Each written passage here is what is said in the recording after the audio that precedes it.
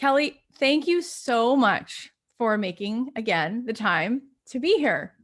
Anytime I have the opportunity to hang out with you, Kathy, I'm never going to say no. Even if I'm sharing it with a couple hundred of you guys, I'm just so happy to be here with you all. Oh, I'm so happy. And we're also streaming this into one of our groups. And a bunch of people who were here earlier will watch the replay and all of the things. So for people who have not, for some reason, heard you on my show or your own podcast or any of the things, read your books, let's talk a little bit about where you come from.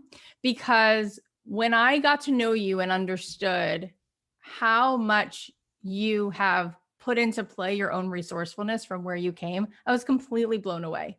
I think it's one thing for people to maybe assume there was a little bit of a journey, but when you actually hear the reality of what you were raised with and how you have created something for your own daughter that is just very different, I think it's really compelling. So let's talk about that so we can put this into context. So take us back to what that looked like for you. Where do you come from? Yeah, absolutely. Well, I grew up probably with a story very similar to many others, right? So there were 5 kids in my family, one income, because how do you put 5 kids in daycare? Obviously, my parents' whole income would would be required to do that, right? So one income. So we grew up, we lived right above the poverty line, right? And it was a very interesting childhood because I had amazing, loving parents who also fought every single day about money because we were always trying to figure out, are we going to be able to pay the bills? How are we going to pay the bills? They're battling over what's getting paid and what's not. And, all of those things that you go through. Right. And so it was a very interesting dynamic because I think the 4 most common words that I heard in my childhood growing up, besides the 3 most common ones, and I do want to give my parents credit where credit is due. I love you probably were first. And second to I love you was we can't afford it. Right. So I grew up with this mantra in my childhood of no, we can't afford it. And it was literally the response to almost every single thing that, as a child, you have so many ideas and so many big dreams and so many things you want to be and have and do. And it was this constant cycle, right? So for me, I'll never forget one day I was riding in my mom's hand-me-down, big, extra large, oversized wood paneled station wagon. Did anyone have one of those growing up? Did anyone ride in one of those? That is so 80s. Yeah. It is so perfect. So 80s. Set the stage. I got it. The stage is set, right? So I'm in the big oversized, station wagon. I'm driving along with my mom and I make a joke about something. And I'm like, and when we get, blah, blah, blah, I don't even remember what it was. And she started laughing and she said, Kelly, and she was kidding. She said, Kelly, you can have anything you want in this life as long as you're willing to do the work for it. And she'd been talking to the wrong girl. Because that literally flipped some kind of crazy person switch inside of me because it was in that moment that it's literally like my brain snapped. And I said, I am never going to accept we can't afford it forever for the rest of my life. I will just go do the work and create it, if she says so. And at that point, it's like your parents are everything, right? So I'm like, okay. So as soon as I can start working, I'm the girl that has the 3 jobs. I get into college, I have 6 jobs. I mean, I was the girl in college that I was an NFL cheerleader. I was an aerobics instructor. I was a waitress and a babysitter all at the same time while going to school full time. But I loved it. I was loving life, Kathy. And I know you're this kind of person too, because when you realize that life is not about what you're handed or what you're given, but it's about what you can create. Right. And you realize that this is all just a game of resourcefulness. It was fun, right? So when I graduated, I had no idea what I wanted to do. I had no idea where I was going to go or whatever. I was like, you know what? I'm going to just get a communications degree. I love to talk to people. I'm not very good at math. I was failing math all the time. I'm like, what can I do that doesn't require this thing? And so I ended up getting into sales just because, I was like, okay, I can figure out how to make some money. I can figure out how to make a difference, whatever. But, fast forward to today, I still think of that moment in the car with my mom because there were so many times growing up. I mean, listen, I was on the free lunch line, right? I was always in the hand-me-downs. I was always everything. I remember going to cheer camp and being so embarrassed, having all the generics. It was just, it was just a constant element of every moment of my childhood. And now fast forward today, I run an 8-figure company. I have 4 businesses. That's one of the companies. That's my original one. I run a philanthropic foundation that's 100% dedicated to giving back and just doing projects in the world that impact and make a difference for people.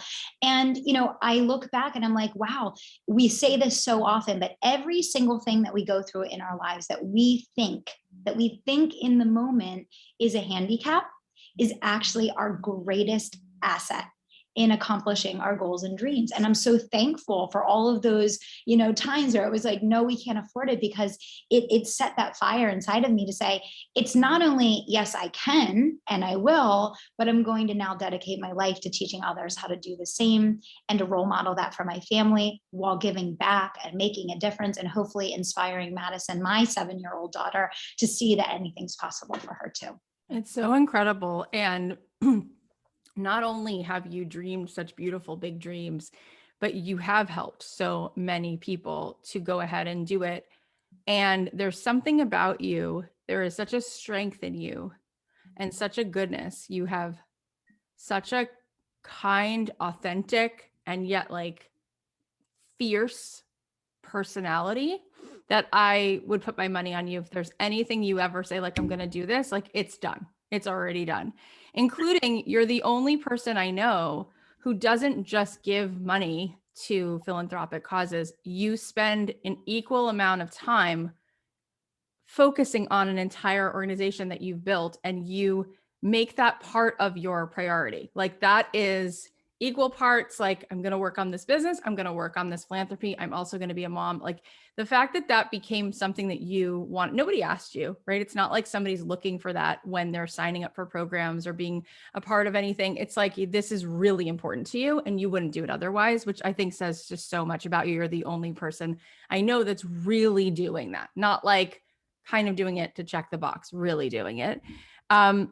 There was a time when you were in sales and there was a time when you left your job. And as you know, I think one of the things that everyone on this call, everyone who's listening to the podcast, everybody here wants to live life on their terms. They want to become their own boss. And so when you left, what was the breaking point? And then how on earth did you figure out how to begin down the path of what now seems like 15,000 steps later? Yeah, great question. Gosh, there's so much there. Given that there was a lot of money stuff there that I had worked for a decade to escape from, and I had finally escaped from it. When I decided to start my business, I did not quit my job right away. And so what that meant was I was up at 5 a.m. working on my business, and I was out in my little Jeep Liberty doing sales calls on my lunch break. And I was doing coaching calls at 7 and 8 o'clock at night to get my business off the ground, because I made a promise to myself that I was going to grow my business on the side until it exceeded my then senior vice president income working for a Fortune 500, which is not an easy feat, by the way. I built my business to almost 7 figures while I was working full time. And I think that was, again, one of the greatest gifts for me as a coach, because I think that there's an illness in the world of entrepreneurship of burnout and working 80 hours a week. And I never had the luxury of doing that because I was working a job. So I had to learn how to build my business in really small pockets of time and to do it essentially in 20 hours a week or less. And I did that until it was a 7-figure business, essentially. And so I talk a lot about building a family first business, and I've always had a company that has allowed for that because I learned those boundaries and I learned that discipline because I was working full time and building the business on the side. And I think that was one of the greatest gifts of my life, because I think some of the people with the greatest calling that need the opportunity to have their voices heard and to be discovered in this world are people that are parents. They are women running a home. They are women that are in a full-time job right now. They don't have this neat, perfect glass castle that they're operating from. It's messy. It's chaotic. There's a lot of balls in the air. It's not a situation where you can drop everything else in your life and go build this dream business. It's like, and so for me, that was a really great gift because it's woven into everything that I teach. And I believe that there's no point in building a freedom-based or a successful revenue-driven business if it doesn't allow you to put what matters most, the people that you love, as your number one priority in your life. And so for me, there were a lot of things leading up to starting the business. I mean, I experienced just a lot of crazy stuff in my corporate journey that led to starting my own business, and probably, you know, the stories and experiences that a lot of us have had. But I just knew I was meant for more.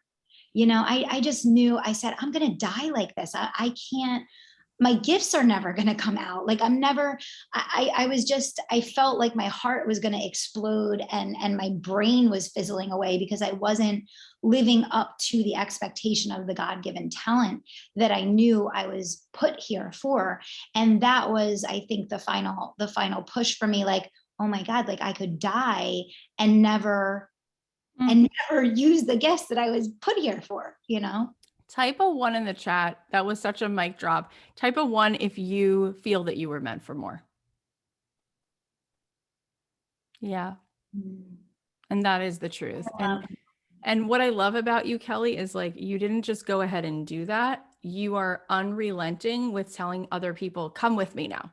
Yes. You're meant for more. Like I think of you, it's so easy to picture her as an NFL cheerleader because the amount of enthusiasm, I've told you this, that you have can literally power Times Square. Like you, when you're in and you're locked and loaded, it's so infectious. It's so contagious in the best way that I feel you coming for me. I feel you like, sorry, I'm pulling you with my life force here, out of your resistance. Let's go. And you've done it over and over and over again. I'm not really surprised, knowing your vibration, that you could build an almost 7-figure business while working that job. So for those of you who were listening to that, people were like, oh my God, when you said that, wow, oh my God, I saw the comments. What is that step? Like when you were working the job and you're building the runway, if you could boil it down to the most important thing that you had to then go do in the evenings, what is it, and how do you do it so well? How can we take a page from your book and do it well? Yeah. So the thing is when you're building a business, it's really easy to use the excuse of doing a lot of things in place of doing the things that are uncomfortable. And that's what keeps us stuck. And when you think about building a business, there's really only 3 things. There's connecting with people, there's engaging them, continuing and building a relationship, and then there's converting them, right? Everything that we do leads back to only one of 3 things. So here we are, entrepreneurs spending 6 months on the website, and then another 8 months on niching down, and then another 17 months on this. And it's like, oh my God, all you have to do is go talk to people. And the biggest piece of advice that I give any starting entrepreneur today is release the focus on me and I, and really try to get completely attached to being of service in the world. Because imperfect action, and again, coming back to connect, engage, convert, and literally what is, if you're like, but Kelly, what do you mean by that? I mean, go live. I mean, send social media messages. I mean, go be a guest on podcasts. I mean, go create your own podcast. I mean, go do exactly what you see Kathy and I doing right now, which we're both connecting and engaging at the same time, right? And I could venture to bet that many of you, if Kathy invited you to come aboard and come work with her when we're all done with this, you're going to say hell to the yes, right? Because of the amount of value that Kathy is delivering to you right here, right now. So connect, engage, convert. Everything else is noise. Everything else is noise. And why? Why do we let ourselves get caught up in the noise? We let ourselves get caught up in the noise because it's uncomfortable. When we're building our own business for the very first time and we're talking about ourselves, it's uncomfortable. When we have to go on and say our bio and tell our story and talk about our product or our program or who we are or whatever, all the imposter syndrome comes up. And so I think that the most important mindset that will help any entrepreneur get to the next level. And I don't care if you're at 8 figures and you want to go to 9, that's what I'm working on right now. And I can tell you my mindset is still the same today in this area that it was when I was starting. Or if you're at 0 and you have a dream of starting your business one day, focus on being of service. Every day, wake up and say to yourself, how can I be of service to the world? How can I use my gifts and honor him who gave them to me? And that literally is the catalyst of when I wake up and I get out of bed in the morning every single day, I ask myself, how am I going to show up in connect and engage with people in a way that honors the God-given gifts that I was lucky enough to receive? There are people that couldn't be on this microphone talking to you right now, Kathy. There are people that couldn't be doing what we do for whatever reason, that don't have the capability mentally, physically, whatever it is. So if you're able to do it, get out there and do it. So stop letting the noise and the excuses and the stories of all the other things that you could have and would have and should have, and start focusing on connecting, engaging, converting. And that's when you're going to see your idea turn into something legitimate, something real, something that you can begin to count on, that you can begin to not only just imagine the life that you want to create with your family, but actually see that come to fruition. Oh right? my God, it's so good. Connection and engaging and converting. And like that, you're so right. It's because noodling on the website feels like a big safe haven from having to go talk to another human. And you said something real fast, but I think it's important to zero in on. You were like, because imperfect action is better than sitting there idle, right? So what does that mean and you've coached thousands and thousands of people. What gets us off the bench and into the game when it does feel like that action will be imperfect? And it's so hard to do something when you know for a fact you don't have the confidence yet, you don't feel ready yet. And like you said, the creator of the world, whatever you want to call it, God, universe, whatever, you have gifts. You said that, right? You knew that. You said I was made for more because my gifts were inside of me, right? So those gifts, but when you know that you're not at a place where you feel confident about even what you're doing, how then do you help people do that? Yeah, I think the biggest thing is to remember, instead of saying, I'm nervous to do this because I won't do it well, or I'm nervous to do this because it might not be perfect, or I'm nervous to do this because I'm not even sure I can do it the right way yet, flip that mindset around and say, I am going to do this and I'm going to do it perfectly imperfect. Perfectly imperfect, because guess what? No one wants to do business with a Barbie doll. No one wants to do business with a plastic mannequin. No one wants to do business with some fake person. They want to do business with someone that they feel has a soul and a heart and has an energetic vibration of, oh my gosh, this person has experienced things in their life. I connect with this human being. They're not sitting there with their checklist evaluating, did she correctly punctuate at the end of that first sentence during her live stream? No, they're sitting there and saying, does this person have a heart? Do I trust this person? Is this person well-intentioned? What is the energy that this person makes me feel when I interact with them? And so instead of being nervous that it's going to be imperfect, assume that everything you do will be imperfect, and it's better that way. It's better that way, because that's the only way that people say, hey, you're a human just like me. Hey, you're a mom just like I am. Hey, you struggled with trauma, or you struggled with stress, or you struggled with this in your background. Hey, so did I. But you know what? You got there. You're coming back to talk about it, and you're giving me hope, and you're inspiring me that maybe I can do that one day too. Okay, let's go. Oh, MG. Can you all write these things down? So many mic drops. Nobody wants to do business with a Barbie doll. It's better that way. People want to do business with people that they feel they can trust, that they feel. It's a feeling, right? You know how many times you've seen something and you're like, even you've curated this, it's perfect, you look perfect. I don't even like it that it's this perfect. My spidey senses tell me something is off. You have to feel it. And that's the thing. Kelly was the person who said to me, you know, Kath, it'd be so fun if like we could connect with more of us, like female entrepreneurs. And I said, you know what? That's such a great idea. And like literally 10 minutes later, I reached out to our mutual friends and some people that that she maybe didn't know. And I was like, we should all get together. And we just loved each other, and people cried and laughed. And it was, you gave me that gift because you were like, don't you think we all just need a place sometimes where we can fall apart or we can get support? And you are so that person, which is why it always translates, right? So you said before, and they touched on it because they heard it. You said, go live. Now, that is something that you, more than anybody else, you walk the walk. I will tell you, guys, let me just tell you something from having friends like Kelly. We have a group of friends. You kind of all get to know each other when you're in a similar space. Everyone hates launching and going live. It's just a thing. People get to the place where they do it, except for Kelly Roach, right? Kelly will say, oh my God, that's what you need to do. I love it. And I have taught myself to love the parts I don't love, and let's go. Let's talk about being live. Let's talk about why you have that relationship to going live and why you think it's so important that people learn to change the way they think about being live. Thank you so much for bringing up this topic. You're so good, Kathy. Yeah, and I actually think this is really important for us to spend time on because number one, first of all, the ability to live stream is the greatest gift that's ever been given to entrepreneurs that want to create a life and be able to build a business around their family.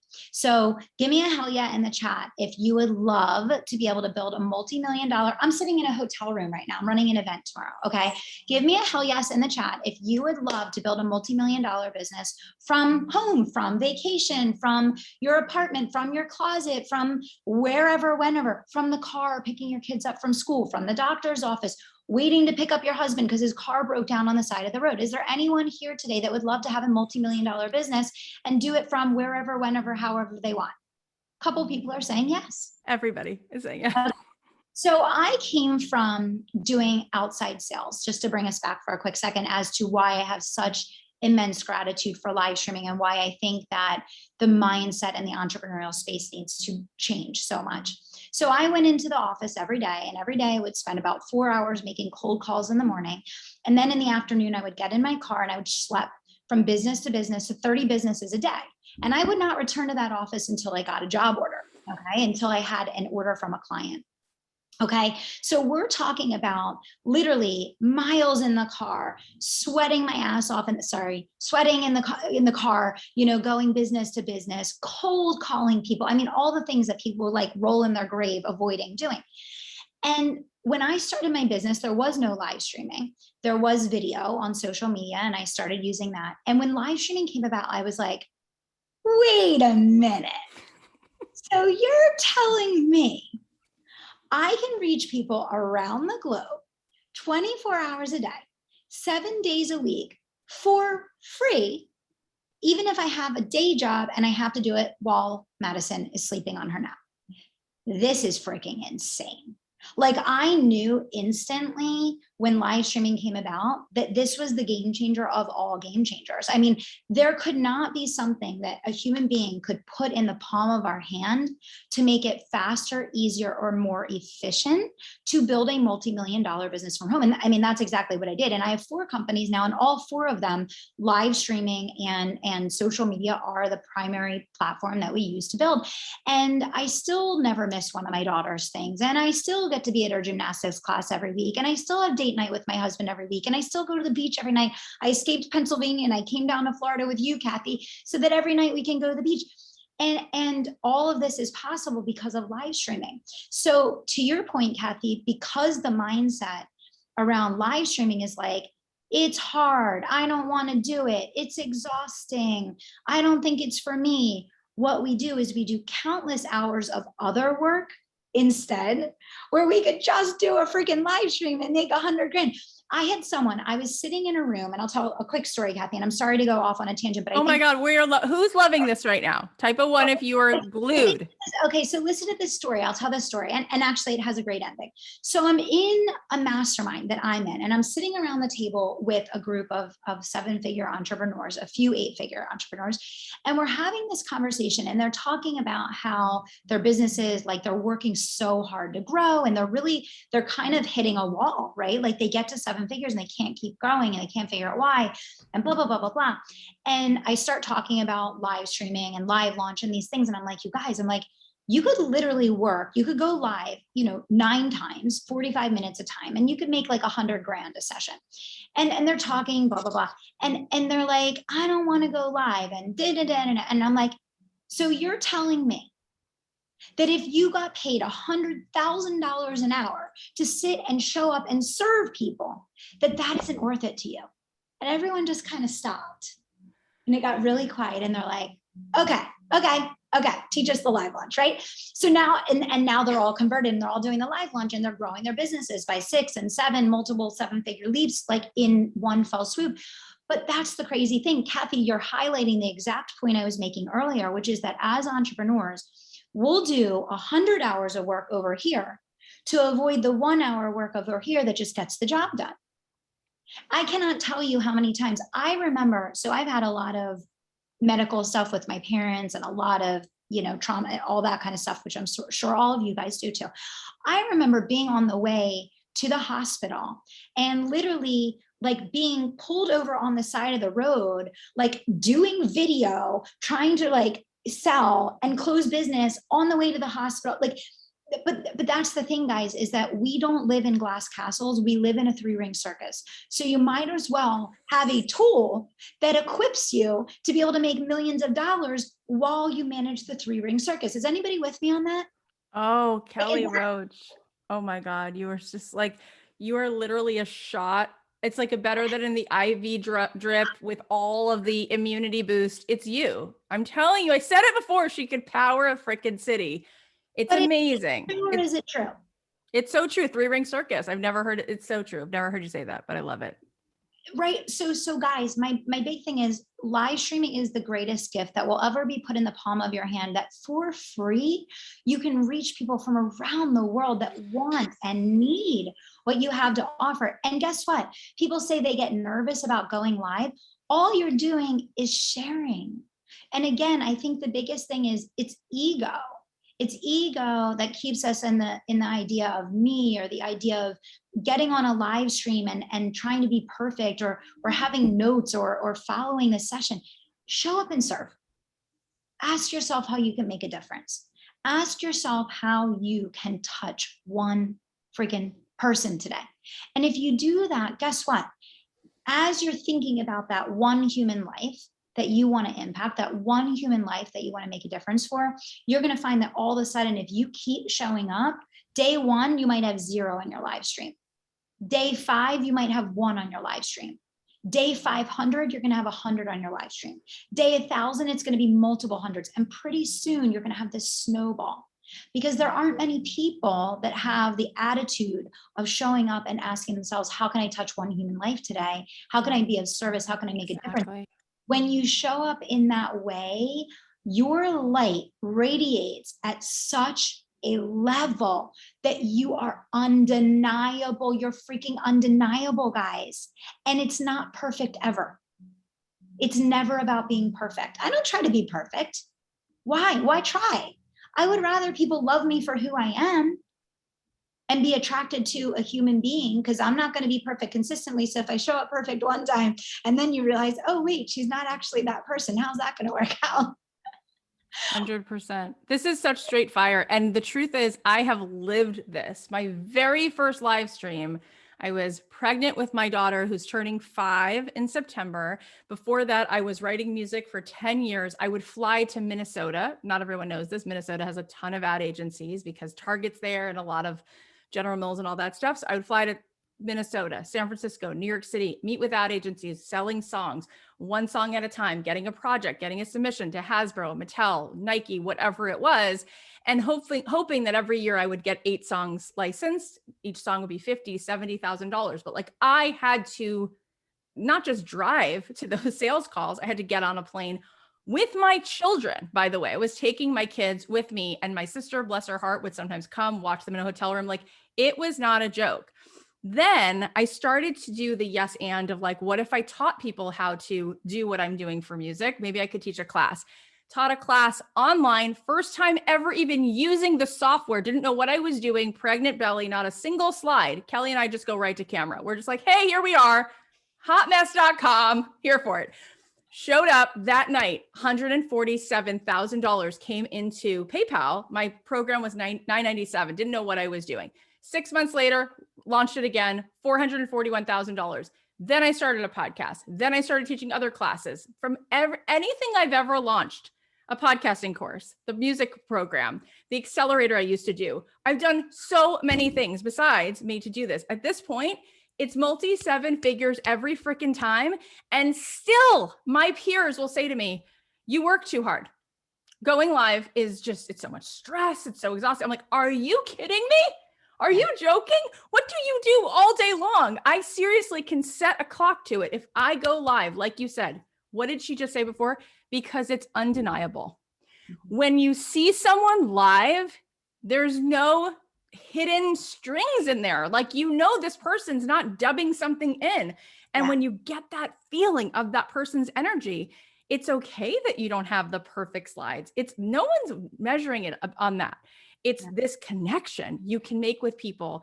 And guess what, guys? It's half of a 1% of human beings that are going to go live. So I love, Kelly, you literally inspire me. I watch almost every one of your live launches. And P.S., tell them how often you live launch. Yeah, like every 6 to 8 weeks, right? Way more than I do. Yeah, and I mean, I'll take 12 weeks a year off. I vacation with my family. People will say, "Oh, Kelly, you never take off. You never vacation." I said, "No, I'm not an influencer that needs to be on my phone the whole time I'm on vacation, because I actually have a business that allows me to turn my phone off." There's a difference. And you know what, you guys? She's really telling the truth. Like, your family time, I know when you guys go on vacation, it is sacrosanct. You put a white light around it. You are protecting it. Okay, so let me ask you this question, because I think people are pretty fired up right now. I work with so many of the same kinds of good-hearted, talented people that you do. And here comes the big train of resistance. Here's where it is. They might be willing to get on board to serve, because those are the kinds of people that we are talking to right now. But when it comes to day 3 or day 4 or day 5, whenever it is that they're going to decide to offer the thing, oh God, literally backpedal all day, can't really lean in, so scared. I get the message. I'm going to vomit. I'm going to throw up. I can't sell. I can't do this. I'm like, oh my God, you're denying people the gift, right? Can you please just pour into us a little bit around how to reframe the moment of sale and how to do it right? Yes, absolutely. So when you pivot into your invitation, and I always call it an invitation because you're inviting people to the greatest party in the world. Think about it from the standpoint of, when they come into your world, you are going to rock their freaking world. You are going to offer them the transformation of a lifetime, the thing that has been eluding them for their entire life. You are offering them a one-way ticket to achieving their dreams. Write it down. You are offering them the best invitation to the best party in the world, because you're offering a one-way ticket to achieving their dreams.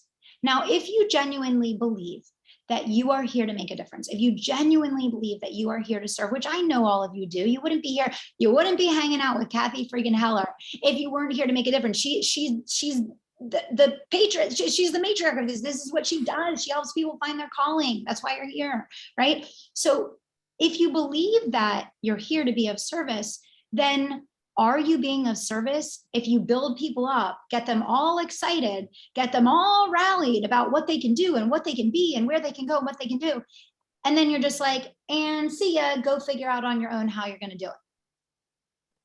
is that actually being of service? Is it actually fulfilling your greatest potential?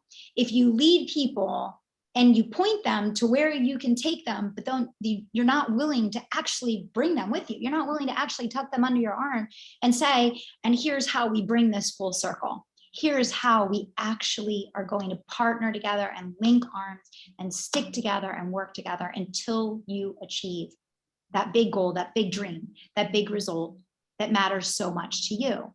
And so again, we get nervous, we get anxiety, we get overwhelmed, we get scared to make the offer when we're thinking about ourselves. We need to think about being of service to others. If you're here to be of service to others, which you don't get into a service-based business unless you want to make a difference, unless you believe that you know something that can change another human being's life. And if you're not extending the invitation to that party and you're keeping that to yourself, are you living out your potential? Are you living out and exercising the gifts that you've been given? And the answer is no. Quite frankly, the answer is no, right? It's so good. And it is the complete reframe, right? It's not about you, it's about them. Here's the two ways that it becomes about us that I think every person I've ever met needs help teasing out. There are two huge lies, and they are everywhere. And one of the lies is, I am not enough. So when you just said that, I don't believe you that I could really know that to be true, that I can tuck people under my arms and say, let's go. And the other thing, which we can touch on second, because these are both important and I want to give you time to answer both, is it's not possible.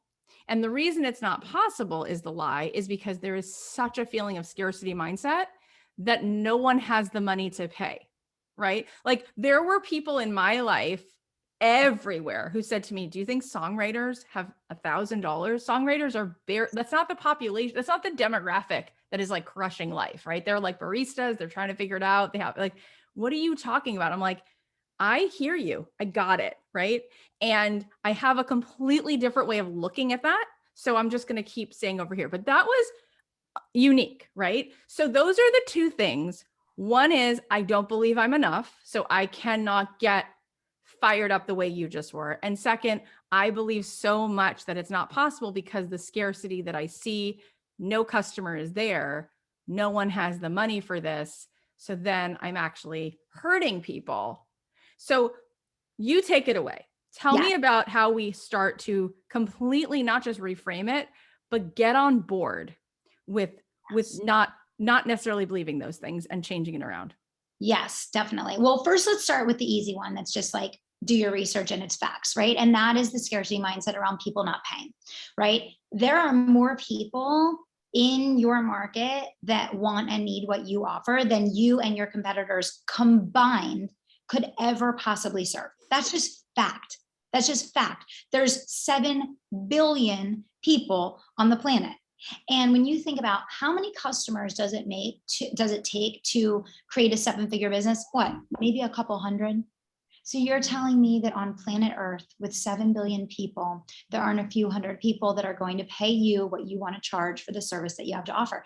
Those facts don't add up. So we need to not like defy common sense, and we have to bring ourselves back to reality from that standpoint, right? Mm-hmm. Then we get to the harder one, which is really that deep worthiness. And to me, here's the thing. If you even have the dream of helping people to begin with, that dream was planted inside you because you are meant to be the person that goes out in the world and fulfills it. You wouldn't recognize the need in the world for what it is that you have to offer if you weren't also the flip side. The other side of that coin is you see the need in the world, and the flip side is it's your job to go out and fulfill that need. It's your job to show up and to walk the walk and talk the talk and lead people through that transformation, right? I think that worthiness, that fear a lot of times stems from, but I have no audience, but I have no followers, but I'm no one online, but I'm starting from zero. I'm coming from corporate. I don't even have a social media profile.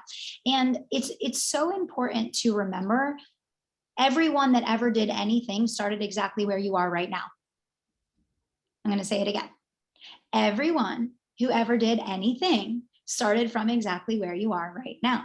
In fact, most of you listening to this today are probably way ahead of where a lot of us started when we began this journey. And can I tell a really quick story, Kathleen? Please I do. want to tell a quick story because I think this will help everyone. So I have a podcast. It's called the Unstoppable Entrepreneur Show. Right now, as of today, it has about 750 episodes, 750. Okay. The show is 6 years old. When I started the show, I turned to my first employee that I ever hired. She still works for me today. She's a vice president of my company now. And I said to her, 15 years from now, this is going to be the #1 podcast in marketing. Now hear me. Okay. Put in the comments what I said. Did I say 5 minutes from now? Did I say 5 years from now? Did I say 5 months from now? No, I said, what did I say? 15 years. If you heard me, I want you to put that in the chat. They got it. I'm seeing it. Yeah. Okay. 15 years, I said it was going to be. And so here's the best part. So I was super excited about this podcast that we were launching. And Stephanie and I recorded a video to announce the podcast. And I never went and checked. I'm not the kind of person, like, I don't really go back and check my social to see, like, did I get comments? Did I get likes? Whatever. And about a year ago, I was trying to make a point to my team, Kathy, about taking imperfect action. And we were having a conversation very similar to this conversation we're having today. And I was trying to encourage them to fail. And I was trying to explain how, like, you start from nowhere and blah, blah, blah. And I said, you know what I'm going to do? I said, I'm going to go back and I'm going to find that video. Okay. So I go back and I find that video. And I want you all to comment in the chat right now. And I want you to guess how many likes and how many comments I had on that video on my social media, because it's still there today. And I went back and checked. Go ahead. Comment. 3, 15, 22, 7,500, someone said. 200. Okay. Are you guys ready?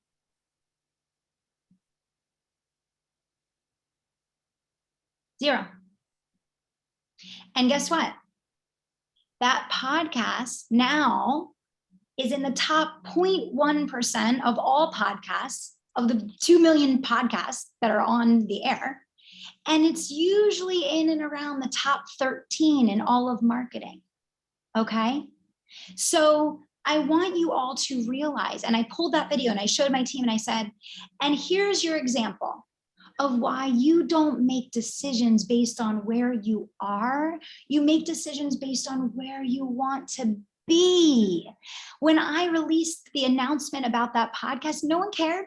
No one cared. They're like, cool, whatever. No one was even following my page. Where was the audience? There wasn't one, right? Fast forward to today, where are we? Fast forward to tomorrow, where will we be? You don't make decisions based off of, well, I don't have the audience today. Well, I don't have the followers today. Well, no one's going to comment or like it. I'm embarrassed. I don't have the people. No, you don't make decisions about where you are. You make decisions based on where you want to be. Where do you want to be 5 years from now? Where do you want to be 15 years from now? Will you even allow yourself to play in that playground with me for a moment?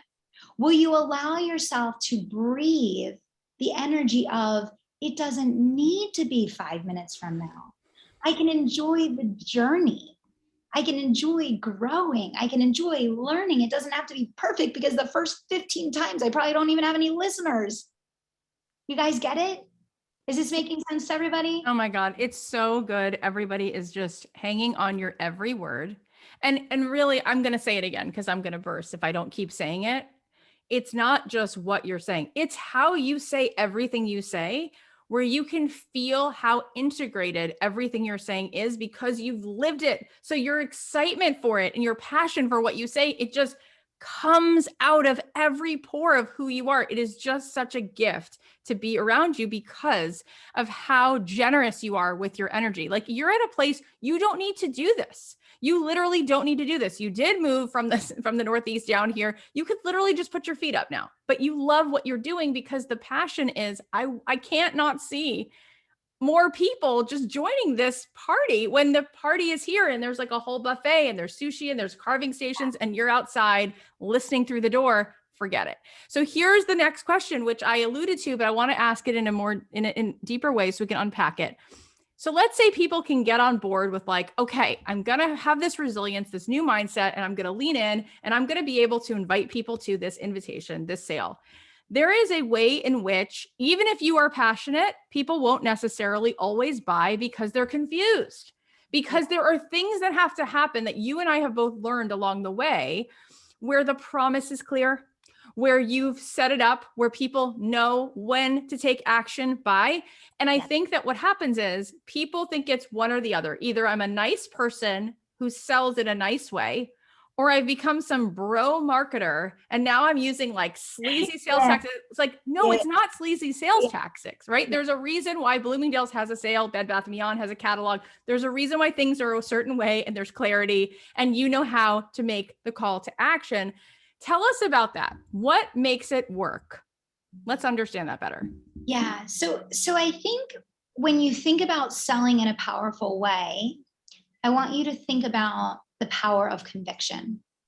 And I want you to ask yourself how committed you are to helping people cross that bridge of transformation.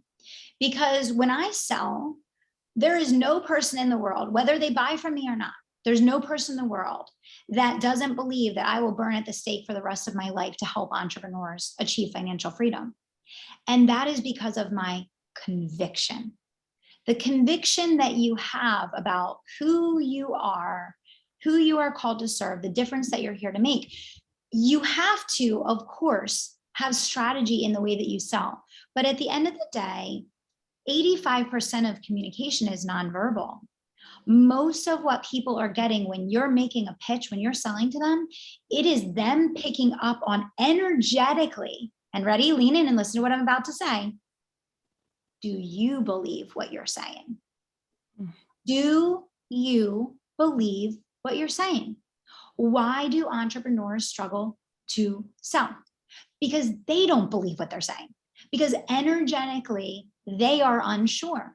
And so the energy that the person that is interacting with them feels is, I'm also unsure, right? Because in that moment, they are relying on you to have absolute certainty because they are innately uncertain. That's why they're interacting with you. They're interacting with you because they're like, hey, I'm not where I want to be in this area of life. I'm unsure as to how I can get to where I want to be in this area of life.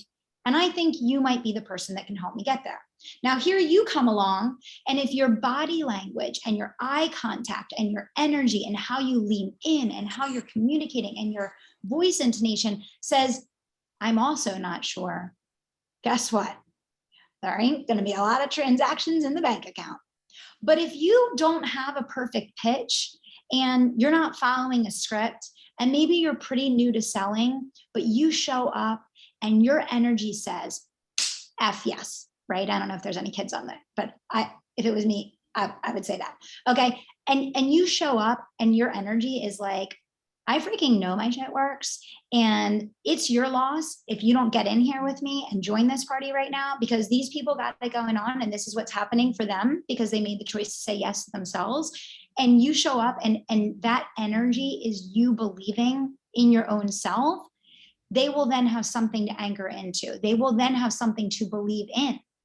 But again, it is that fear. It is that uncertainty. And you might say, well, Kelly, of course I have fear. Of course I have uncertainty. It's a new offer. I don't know what I'm doing. I'm just doing this for the first time. We all had a new offer. We all had a time where we were doing this for the first time. And what I would say to that is, the only way you will move from fear and uncertainty and your body language maybe having a little of uncertainty in it is practice. And I know that's what no one wants to hear, but that is the honest to God truth. And I talk about it every day. Train for your business like an athlete trains for their sport, because guess what? If you want to be the best in the world at what you do and you want to be in the 1%, which I'm guessing all of you do, to earn in the 1%, you have to be willing to do what 99% of people aren't doing, which is called practice, right? It's practicing, it's running the drills, it's showing up, it's making your offer over and over again so that you go from being awkward and uncertain and a little fearful and not really sure to finally crossing that bridge to clarity, certainty, definiteness of purpose, conviction, right? To where even if your words aren't perfect, they're picking up what you're putting out because your energy alone is saying yes. Yes, yes, and yes, right? It's straight fire. It's honestly straight fire. And I had Gary Zukov on the podcast recently, who Oprah says was her favorite guest of all time. I think he was on the show more than any other human being. He wrote this book, Seed of the Soul, and a million other things. And he just said to me the other day, Kelly, like in his spiritual quest on this earth, what he has found is we all know there's something called cause and effect. And he said, the effect is always created not by the means or by what you use. It's the intention. Yep. The intention creates the effect. The Yeah. intention creates the effect. So listen to that again. Yeah. If you want to be the best mother and you don't at this moment know that you have all the mindfulness tools in your belt and the right perfect house and the perfect bluff where they can go skipping stones, but your intention is pure, the conviction is there, it's as good as done. If you want to sell and you don't know for sure what all the widgets are and how you're gonna have a fast action bonus and how that thing is gonna work with your closed cart and all of that stuff, which Kelly and I did not know either the first 6 times we did what we did, but your conviction is there. I am living proof of that. Like everything I do is only that, I feel like, and everything else comes second and third and ninth and 12th, and it doesn't even matter to me. You know what you say, Kelly, that I credit you for, and I say it and I love it? You always say, when they zig, you zag.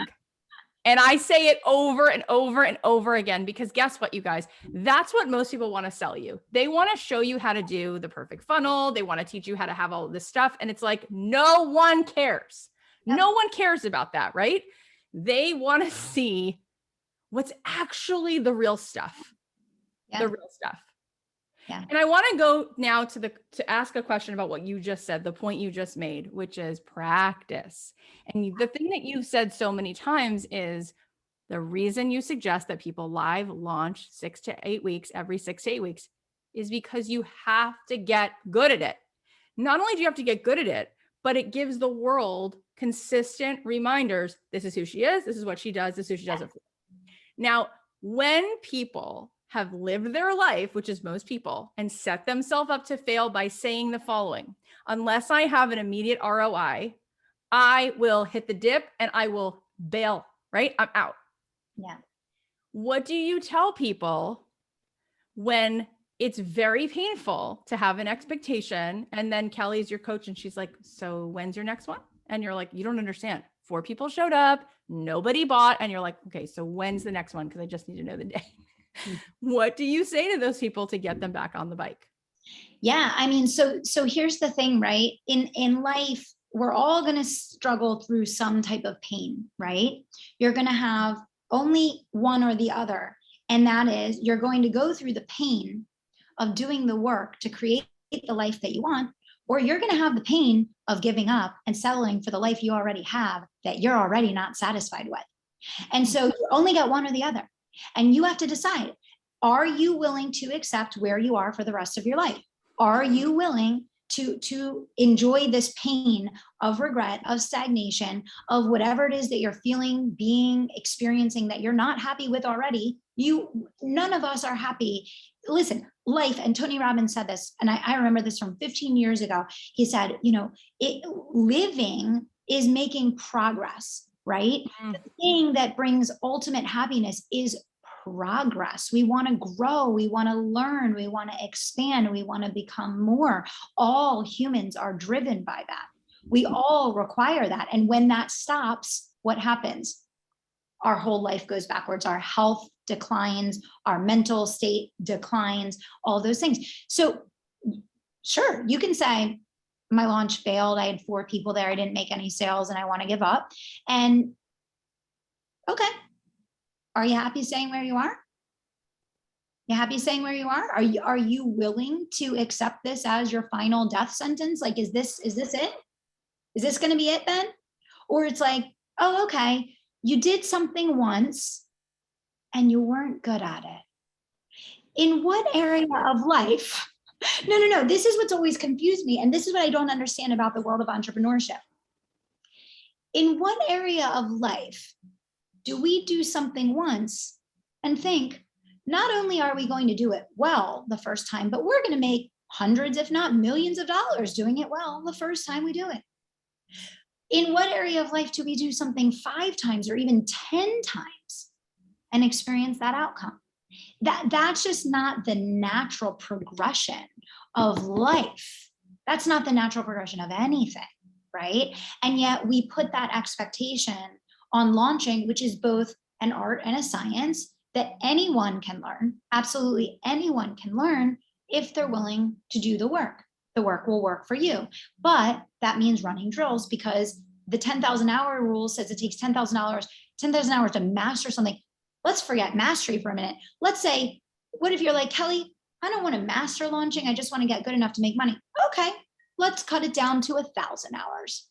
If you're only on camera a couple hours each launch, it's going to take a little while, right? So I think the easiest thing, if you have the desire to build and grow a business online and to do something really magnificent with your life and to make a meaningful difference for your family and to be able to have the freedom to live a life that you love while showing up as a caring, high integrity person that gives back and makes a difference, it's really going to come down to every day asking yourself, how can I use the gifts I've been given? How can I challenge myself to be a little bit better than I was yesterday? How can I make sure that the only person I'm competing with is the person that I was yesterday?